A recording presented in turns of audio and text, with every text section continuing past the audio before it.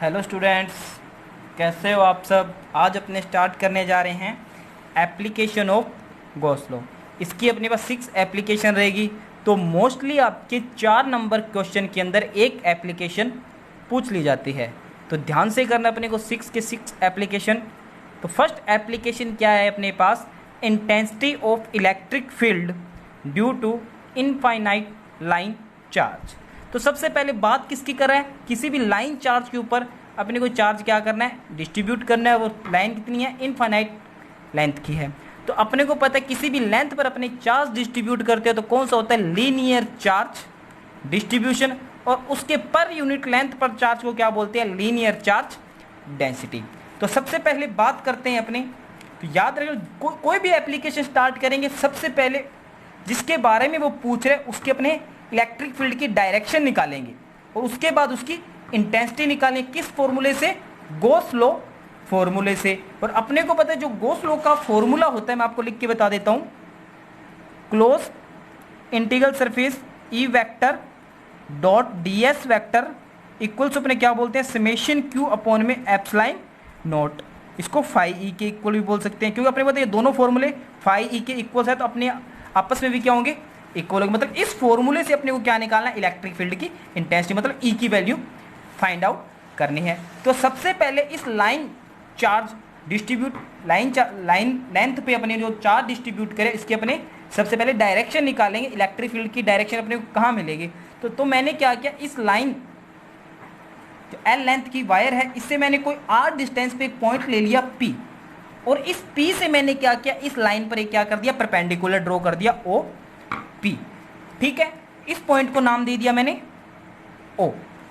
इस ओ से मैंने इस साइड कोई एल लेंथ पर एक स्मॉल एलिमेंट ले लिया A1, और सेम लेंथ पर इधर एल पर मैंने क्या ले लिया, A2। मतलब सेंटर ओ से जो A1 है और A2 है दोनों सेम लेंथ पर है, मतलब दोनों साइड क्या लेंथ सेम है। तो सबसे पहले मैं जो A1 एलिमेंट है, इस A1 एलिमेंट के कारण P पॉइंट पर इलेक्ट्रिक फील्ड की जो डायरेक्शन होगी, अपने बहुत बार ऐसा कर चुके हैं, तो वो अपने को कहां मिलेगी, इस डायरेक्शन में मिलेगी। बहुत बार ऐसा काम कर चुके हैं अपनों ने, जिसको नाम दे दिया मैंने DE1। और सेम इस A2 जो एलिमेंट है, इस A2 एलिमेंट के कारण P पॉइंट पर जो इलेक्ट्रिक फील्ड मिलेगा वो कहां मिलेगा अपने को, इस डायरेक्शन में DE2। अपने को कहां निकालना है, इस P पॉइंट पर निकालना है। अपनों किसी दो एलिमेंट की बात करके चले, सिर्फ अपने दो एलिमेंट, पूरी वायर की बात नहीं कर रहे, सिर्फ अपने दो एक एलिमेंट की बात करें, A1 और A2 के कारण जो P पॉइंट पर इलेक्ट्रिक फील्ड कहां प्राप्त होगा। तो P पॉइंट पर इफेक्टिव इलेक्ट्रिक फील्ड के लिए मैंने इसको क्या किया, दोनों चार्ज का मैंने क्या कर दिया, कंपोनेंट में डिवाइड कर दिया। एक तो मैंने P पॉइंट पर क्या ले लिया, हॉरिजॉन्टल कंपोनेंट ले लिया, और एक क्या ले लिया, वर्टिकल कंपोनेंट ले लिया। मान लिया ये एंगल मेरे पास थीटा है और ये भी क्या है, थीटा। अगर ये एंगल थीटा तो ये भी एंगल कितना होगा, थीटा। क्यों, टॉप एंगल। और ये भी कितना होगा, थीटा, टॉप एंगल से। सबसे पहले मैं DE1 को कंपोनेंट में डिवाइड करूं तो ये वाला जिस डायरेक्शन में थीटा तो वो कौन सा हो जाएगा, कोस। तो DE1 कोस थीटा, और इस DE1 कोस थीटा परपेंडिकुलर कौन सा हो जाएगा, DE1 साइन थीटा। बहुत बार ऐसा काम कर चुके हैं अपने। सेम इसी प्रकार मैंने इस DE2 को कंपोनेंट में डिवाइड किया, तो जिस डायरेक्शन में थीटा तो उसमें कौन सा कंपोनेंट, कोस DE2 कोस थीटा, और ये कौन सा हो जाएगा, DE2 साइन थीटा। इस प्रकार अपन ने क्या कर दिया, जो DE1 और DE2 मिला उनको क्या कर दिया, कंपोनेंट में डिवाइड कर दिया। एक बार जो DE1 और DE2 की वैल्यू होगी वो दोनों क्या होगी, सेम होगी। मान लिया ये डिस्टेंस मेरे पास कैपिटल आर है और ये भी कितनी है, कैपिटल आर है। इस A1 एलिमेंट के का जो DE1 की इलेक्ट्रिक फील्ड की इंटेंसिटी कितनी होगी, DE ऊपर लिख देता हूं, DE1 इक्वल टू मैं क्या लिखता हूं, K। यहाँ पे मतलब A1 पॉइंट है उस पर चार्ज मैंने DQ मान लिया, कितना गया, DQ। बीच की डिस्टेंस कितनी मानी है, R²। सेम DE2 भी कितना हो जाएगा, K DQ अपॉन में R²। मतलब जो DE1 और DE2 है, जो मैग्नीट्यूड में तो क्या दोनों इक्वल है, जो डायरेक्शन क्या थी दोनों की अलग अलग थी, इसलिए मैं इनको क्या कर लिया, कंपोनेंट में डिवाइड कर लिया P पर इफेक्टिव इलेक्ट्रिक फील्ड निकालने के लिए। एक तो मैंने हॉरिजॉन्टल कंपोनेंट ले लिया, एक इसका वर्टिकल। अब देखो जो DE1 और DE2 थे वो क्या थे, मैग्नीट्यूड में सेम थे। अब देखो साइन थीटा DE2 तो का है ऊपर है और E1 sin थीटा क्या है, नीचे, तो दोनों एक दूसरे के अपोजिट डायरेक्शन में होने का एक दूसरे क्या कर देंगे, कैंसिल आउट कर देंगे। जो P पॉइंट पर इफेक्टिव इलेक्ट्रिक फील्ड प्राप्त होगा वो अपने को OP एक्सिस के अकॉर्डिंग मिले, या कह सकते हैं इस वायर के क्या मिलेगा, परपेंडिकुलर मिलेगा। इसी प्रकार मैं क्या करूं, दो एलिमेंट और ले लूंगा सेम डिस्टेंस पे, उनका निकालूंगा, जो वर्टिकल होंगे वो तो क्या होंगे, कैंसिल आउट हो जाएंगे, और इस P पॉइंट पे जो हॉरिजॉन्टल होंगे वो आपस में सम हो जाएंगे। इससे अपने को क्या कह सकते हैं कि जो वायर के कारण अपने को इलेक्ट्रिक फील्ड की जो डायरेक्शन मिलेगी वो क्या मिलेगी, इसके सरफेस के परपेंडिकुलर मिलेगी, मतलब OP एक्सिस के अकॉर्डिंग मिलेगी। तो अपन देखते हैं यहाँ पे क्या लिखा है, लेट AB क्या लिया मैंने, इनफाइनाइट लाइन चार्ज उस लीनियर चार्ज डेंसिटी इस लैम्डा। अगर इस इनफाइनाइट लेंथ के अगर पर यूनिट लेंथ की बात करूं उसको क्या बोलेंगे, lambda linear charge density. We have to calculate the intensity of electric field at point P पर मैंने क्या किया, इलेक्ट्रिक फील्ड की इंटेंसिटी निकाली है इस वायर के कारण, which is situated at normal distance, और P क्या, इस वायर के नॉर्मल मतलब परपेंडिकुलर ले लिया मैंने कोई R डिस्टेंस पे। ठीक है, अब आगे बात करते हैं अपने, to determine the direction of electric field to linear charge element. मैंने कोई दो एलिमेंट लिए थे A1 और A2, इस A1 और A2 के कारण मैंने इस पे क्या निकाल लिया, इलेक्ट्रिक फील्ड निकाल लिया था, और बाद में क्या कर दिया था, कंपोनेंट में डिवाइड कर दिया था, और जो DE1 sin थीटा और DE2 sin थीटा एक दूसरे के अपोजिट डायरेक्शन में थे और क्या हो गए थे, कैंसिल आउट हो गए थे, और DE1 cos थीटा और DE2 cos थीटा एक ही डायरेक्शन में होने के कारण दोनों को क्या कर दिया था, सम कर दिया। तो इन दोनों एलिमेंट के कारण जो अपने को इलेक्ट्रिक फील्ड मिला था इस वायर के क्या मिला है, परपेंडिकुलर मिला। इसी प्रकार कोई दो एलिमेंट और ले लेंगे इस O से सेम लेंथ पे, उन्हीं के मतलब जो वर्टिकल मिलेंगे वो तो कैंसिल हो जाएंगे, और जो इसके परपेंडिकुलर होंगे OP एक्सिस के अकॉर्डिंग वो क्या हो जाएगा, आपस में सम हो जाएंगे। अपने को सिर्फ यहाँ पे क्या देखना है, इसकी डायरेक्शन देखनी थी, इस वायर के कारण अपने को इस P पॉइंट पर इलेक्ट्रिक फील्ड की डायरेक्शन कहाँ मिल रही है, तो इस पर परपेंडिकुलर डायरेक्शन में अपने को इलेक्ट्रिक फील्ड मिल रहा है। यही बात मैंने यहाँ सारी लिखी हुई है, मैं आपको बता देता हूँ। Linear element of length L are considered which are named as A1 and A2. The field intensity due to A1 and A2 are DE1 and DE2। मैंने बताया थी A1 के कारण DE1 मिला था और A2 के कारण DE2 respectively. Since A1 and A2 we have equal dimension and both are equidistant from point observation P। मतलब दोनों जो A1 और A2 है P पॉइंट से सेम डिस्टेंस पे है, ठीक है। So the field produced by A1 and A2 will be same. तो दोनों DE1 और DE2 दोनों मैग्नीट्यूड में क्या मिलेंगे अपने को, सेम मिलेगा, दोनों P पॉइंट से क्या है, सेम डिस्टेंस पे है।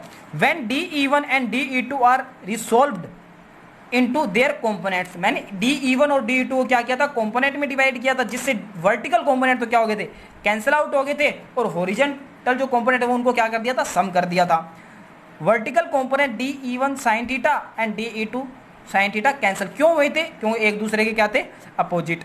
But the horizontal component is cos D1 cos theta and DE2 cos theta at अब। सो नेट इलेक्ट्रिक फील्ड, जो नेट इलेक्ट्रिक फील्ड प्राप्त होता है वो क्या होता है, linear charge distribution will be in the direction perpendicular. मतलब उस वायर के अपने को क्या प्राप्त हुआ है, परपेंडिकुलर प्राप्त हुआ है, क्या, इलेक्ट्रिक फील्ड की intensity to the axis of the linear charge. सभी में इतना काम अपने को पहले करना पड़ेगा, डायरेक्शन निकालनी पड़ेगी। ये अपने को पता लगी कोई लीनियर चार्ज डिस्ट्रीब्यूशन, कोई लाइन पर चार्ज डिस्ट्रीब्यूट किया था, मान लो इस पेन पे चार्ज को डिस्ट्रीब्यूट करूं तो किसी पॉइंट पर, मान लो इस पॉइंट पर मेरे को इलेक्ट्रिक फील्ड निकालना है, तो इस पॉइंट पर जो इलेक्ट्रिक फील्ड प्राप्त होगा वो क्या होगा, परपेंडिकुलर प्राप्त होगा इस वायर के कारण। अब निकाल लूंगा इलेक्ट्रिक फील्ड की इंटेंसिटी, किस फॉर्मूले से, गॉस फॉर्मूले से। तो गॉस फॉर्मूला जो होता है अपने को पता है क्लोज सरफेस के लिए काम करता है। तो इस वायर को मेरे को क्या करना पड़ेगा, क्लोज सरफेस के अंदर लाना पड़ेगा। कैसे लेके आएंगे देखते हैं। तो देखो ये मेरे पास कोई इनफाइनाइट लेंथ की वायर थी, इस पर मैंने कोई चार्ज डिस्ट्रीब्यूट कर दिया, ठीक है। इस पर देखो मान लो ये कोई लेंथ थी, इस पर चार्ज डिस्ट्रीब्यूट किया हुआ है। देखो इस चार्ज डिस्ट्रीब्यूट तो अपने को पता है पॉजिटिव चार्ज का जो इलेक्ट्रिक फील्ड होता है बाहर की तरफ निकलेगा इस डायरेक्शन में सारे, और इस ये क्या पॉइंट है, तो इस पर क्या होगा, पॉइंट चार्ज, तो इस पर सभी दिशाओं में क्या इलेक्ट्रिक फील्ड निकलेगा इस प्रकार से। अगर इनको मैं सभी को मिला दूं तो कैसा सरफेस बनेगा, इमेजनरी सिलेंड्रिकल। तो याद रखना किसी भी लाइन के लिए जो सरफेस बनेगा वो कैसा बनेगा, सिलेंड्रिकली। तो मैंने कोई L लेंथ के, देखो इनफाइनाइट लेंथ वायर थी, इतना तो मैं मान नहीं सकता, तो कोई मैं L लेंथ की वायर, सॉरी L लेंथ के सिलेंडर एज्यूम कर रहा हूं, ठीक है। तो देखो अब क्या करना है, इलेक्ट्रिक फ्लक्स निकालना है, इस वायर से कितना बाहर निकलेगा। तो सबसे पहले बात करो, यहाँ पे 3 सरफेस मिल रहे हैं, S1 मान लिया इसको, S2 मान लिया इसको और S3 मान लिया इसको। जो S1 और S2 वो तो क्या है, सर्कुलर है। S1 और जो S2 सरफेस हैं वो अपने को कैसे प्राप्त हो रहे हैं, सर्कुलर प्राप्त हो रहे हैं, और S3 क्या है, कर्व सरफेस है। तो सबसे पहले मैं बात करूं, अगर मैं इलेक्ट्रिक फ्लक्स इस S1 पृष्ठ से पास हो रहा है वो काउंट कर लूं, और S2 पृष्ठ से पास हो रहा है वो काउंट कर लूं, और S3 पृष्ठ जो ये अपने पास सरफेस है इससे पास हो रहा है वो काउंट कर लूं। अगर तीनों को मैं सम कर दूं तो मेरे पास क्या आ जाएगा, इस सिलेंडर से निकलने वाला टोटल इलेक्ट्रिक फ्लक्स। तो बात करते हैं, consider a cylindrical Gaussian surface of length L and radius R। जो सिलेंडर है इसकी लेंथ कितनी है, L है, और इसकी रेडियस कितनी है, R है। Let us consider lambda is linear charge density of wire then charge L length of wire. जो मैंने L लेंथ वायर की एज्यूम की थी उसके अंदर अगर मैं लीनियर चार्ज डेंसिटी की बात करूं तो lambda equals to Q upon में कितना हो जाएगा, L हो जाएगा। टोटल चार्ज इसके अंदर मान लिया Q है और टोटल लेंथ कितनी है इसकी, L है, इतनी वायर की। तो lambda equals to Q upon में L, तो Q की वैल्यू कितनी आएगी, लैम्डा L। मतलब जो L लेंथ की वायर उस पर चार्ज कितना है, लैम्डा L है।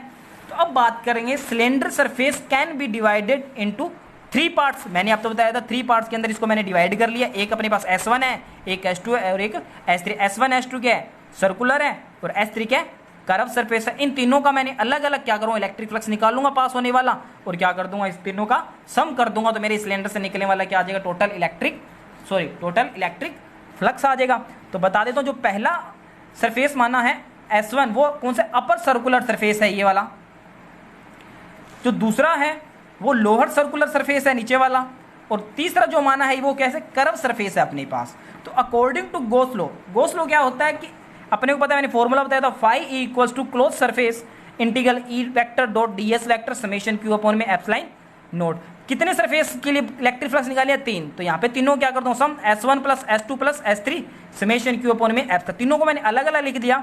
S1 सरफेस से कितना इलेक्ट्रिक फ्लक्स निकलेगा, प्लस S2 सरफेस से कितना इलेक्ट्रिक फ्लक्स निकल रहा है, प्लस S3 सरफेस से कितना इलेक्ट्रिक फ्लक्स निकल रहा है, और तीनों मतलब पूरे पे चार्ज कितने हैं वो मैं यहाँ पे रख दूंगा। तो तीनों को मैंने अलग अलग लिख लिया, और डॉट हटाऊंगा तो क्या मिलेगा अपने को, कोस थीटा। तो यहाँ पे डॉट रहे तो EDS cos theta, EDS cos theta, EDS cos theta. और चार्ज कितना था अपने पास, क्यू है इस एल लेंथ के अंदर, तो क्यू अपॉन में एप्सिलॉन नोट कर दिया। ये समेशन नहीं है, यहाँ पे क्रॉस किया हुआ है, यहाँ पे मैंने वैल्यू रख दी है, समेशन क्यू की कितनी है, क्यू है, एप्सिलॉन नोट आ गया। अब देखो, सबसे पहले मैं बात करूंगा इस S1 सरफेस से कितना इलेक्ट्रिक फ्लक्स बाहर निकले। तो मैंने क्या क्या, देखो इंटीग्रेशन की बात करें तो ये ds क्या है, स्मॉल एलिमेंट के लिए बात करो, बाद में क्या किया था इसने, इंटीग्रेशन किया।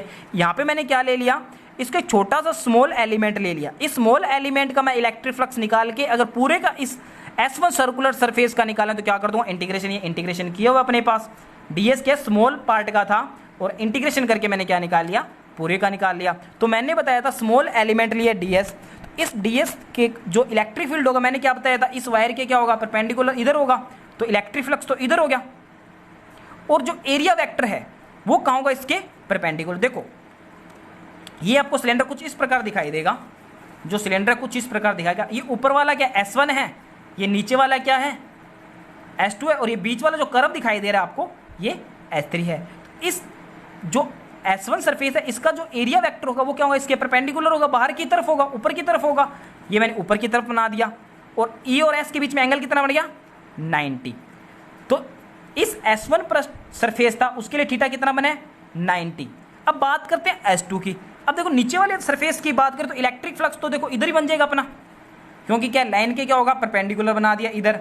अब बात करते हैं नीचे वाले सरफेस का, जो ये नीचे वाला सरफेस है स्पैन का इधर वाला, उसका जो परपेंडिकुलर वो कहाँ होगा, नीचे की तरफ होगा, नीचे की तरफ बना दिया। इसमें भी एंगल कितना बनेगा, थीटा 90। ठीक है। अब तीसरे की बात करें कर्व सरफेस की, मैंने छोटा सा एलिमेंट ले लिया ds, एरिया ले लिया। अब इसके पृष्ठ के जो इलेक्ट्रिक फील्ड होगा वो बाहर की तरफ हो गया E, और इसका जो एरिया वेक्टर होगा वो भी क्या हो जाए, इसके सरफेस के क्या होगा, परपेंडिकुलर। दोनों एक ही डायरेक्शन में होने का, थीटा कितना हो गया, 0 डिग्री। अब तीनों पर S1 सरफेस के लिए थीटा 90, S2 के लिए भी 90 और S3 के लिए 0। तीनों की वैल्यू पुट कर दी, यहाँ पे बताया मैंने 90 है, 0 है। तो सरफेस फर्स्ट के लिए 90 था, सेकंड के लिए भी 90 था और थर्ड के लिए कितना था 0। अब कोस 90 की वैल्यू कितनी होती है 0, तो ये सारी वैल्यू 0, इसकी वैल्यू भी कितनी हो जाएगी 0। यहाँ पे पुट कर देता हूँ, देखो 0 प्लस 0 प्लस तीसरा कितना रह गया S3 EDS Q अपॉन में एप्सिलॉन नॉट, क्योंकि कोस 0 की वैल्यू कितनी होगी 1, तो कितना रहेगा। अब E क्या है यहाँ पे, क्वेश्चन तो मैंने बाहर निकाल लूंगा, E क्वेश्चन था बाहर निकाल लिया, ठीक है ds। अब Q की वैल्यू क्या प्राप्त हुई थी अपने को लैम्डा L, ये रही Q इक्वल टू क्या लैम्डा L, Q की जगह मैंने लैम्डा L लिख दिया। अब देखो ds का मैंने इंटीग्रेशन किया तो क्या आ गया मेरे पास S लैम्डा L अपॉन में एप्सिलॉन नॉट। अब S क्या है, इस सिलेंडर का सरफेस एरिया, सिलेंडर का इस सिलेंडर का सरफेस एरिया और लेंथ कितनी है इसकी L है, तो सिलेंडर का सरफेस एरिया कितना हो जाएगा मेरे पास 2 pi r L. 10th class में पढ़ के आए हो, सिलेंडर सब कुछ पढ़ा आपने, तो इसकी जो सरफेस एरिया होगा सिलेंडर का वो कितना होगा 2 पाई आर एल। तो S की जगह मैंने कितना रख दिया 2 pi r l lambda L upon में एप्सिलॉन नोट। L से L क्या हो गया कैंसिल हो गया, तो E equal to lambda upon में 2 पाई आर एप्सिलॉन नोट। यहाँ पे मैंने क्या किया 2 का मल्टीप्लाई कर दिया, 2 का डिवाइड कर दिया, कोई फर्क नहीं पड़ेगा। तो ऊपर कितना रहेगा 2 लैम्डा, नीचे देखो 2 से मल्टीप्लाई किया 4 पाई, वैसे का वैसा एप्सिलॉन नोट मैंने पहले लिख दिया और आर को बाद में लिख दिया, तो क्या बन गया 2 lambda 4 pi epsilon naught R. और अपने को पता है 1 अपॉन में 4 पाई एप्सिलॉन नोट क्या होता है के, तो इसके मैंने जगह मैंने क्या लिख दिया 2 के लैम्डा आर। और अपने को पता है जैसे जैसे आर पॉइंट दूर होता जाएगा वैसे वैसे इलेक्ट्रिक फील्ड कम होगा, और जैसे जैसे आर पॉइंट ये पॉइंट पास आते जाएंगे, जैसे ये पॉइंट इसके पास आ गया तो इलेक्ट्रिक फील्ड क्या हो जाएगा ज़्यादा, और ये पी दूर, ये पॉइंट आर दूर जाएगा वैसे इलेक्ट्रिक फील्ड क्या होता जाएगा कम होता जाएगा। तो ई इनवर्सली प्रोपोर्शनल टू 1 अपॉन में आर। अगर वेक्टर फॉर्म की बात करूं तो ई वेक्टर इक्वल 2 के लैम्डा अपॉन आर डॉट में आर कैप, ये आर कैप है, और ये आर कैप किसको बताएगा यूनिट वेक्टर को, और जो इस आर कैप की जो डायरेक्शन होगी वो वायर के क्या होगी परपेंडिकुलर आउटवर्ड होगी, ठीक है। अब ग्राफ की बात करते हैं अपने, इलेक्ट्रिक फील्ड और डिस्टेंस के बीच में अगर ग्राफ बनाए तो पहले मैं आर और ई के बीच में ग्राफ बना। अपने को पता है आर की वैल्यू कम है, देखो यहाँ पे आर की वैल्यू क्या है सबसे कम है, तो इलेक्ट्रिक फील्ड क्या है ज़्यादा, और जैसे जैसे आर की वैल्यू क्या हो रही है इंक्रीज हो रही है, जैसे जैसे आर की वैल्यू देखो ये इंक्रीज होती जा रही है, इलेक्ट्रिक फील्ड क्या होता जा रहा है कम होता जा रहा है। अगर 1 अपॉन आर और ई के बीच में ग्राफ बनाओ तो अपने को कैसा प्राप्त होगा एक स्ट्रेट लाइन प्राप्त होगी। तो ये था अपने पास फर्स्ट एप्लीकेशन इसकी, किसी इनफाइनाइट लेंथ पर अपनों ने क्या किया था चार्ज डिस्ट्रीब्यूट किया था, उसके लिए क्या निकाले इलेक्ट्रिक फील्ड की इंटेंसिटी गाउस लॉ से। Thank you.